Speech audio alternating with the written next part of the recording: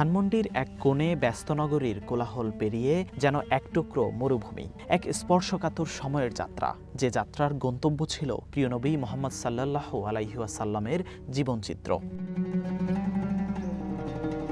খেজুর পাতায় ছাওয়া কুঁড়ে ঘর, বালুমাটির দেয়াল আর এক ফালি নরম আলো।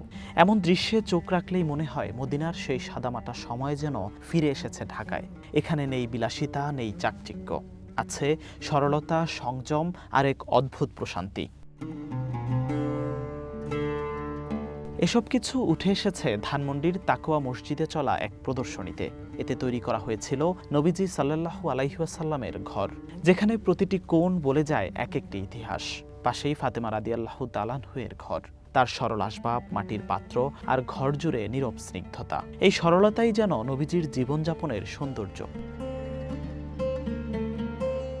4 দিন ধরে চলা এই প্রদর্শনীতে প্রতিদিন ভিড় জমে সব বয়সের মানুষের। কেউ মুগ্ধ দৃষ্টিতে দেখেছেন ইতিহাসের ছোঁয়া, কেউ সন্তানকে বোঝাতে চেয়েছেন নবীজির জীবনের সরলতা। এই সিরাত আয়োজন যেন রূপ নিয়েছিল এক জীবন্ত পাঠশালায়।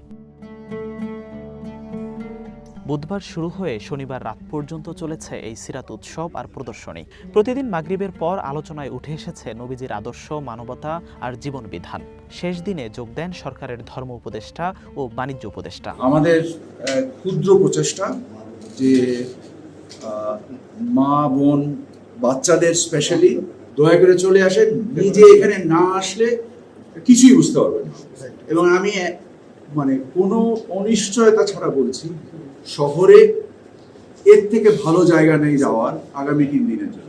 পুরো আয়োজনেই ছিল উপচে পড়া ভিড়। কেউ বিদায়ের আগে থমকে দাঁড়িয়েছেন, কেউ চোখে রেখেছেন মদিনার স্মৃতি। নবীজি সাল্লাল্লাহু আলাইহি ওয়াসাল্লামের আদর্শের আলোয় আলোকিত হওয়ার বার্তাই যেন ছড়িয়েছে ধানমন্ডির এই ব্যতিক্রমী সিরাত প্রদর্শনীতে। জিহাদুল ইসলাম, ওয়ান নিউজ, ঢাকা।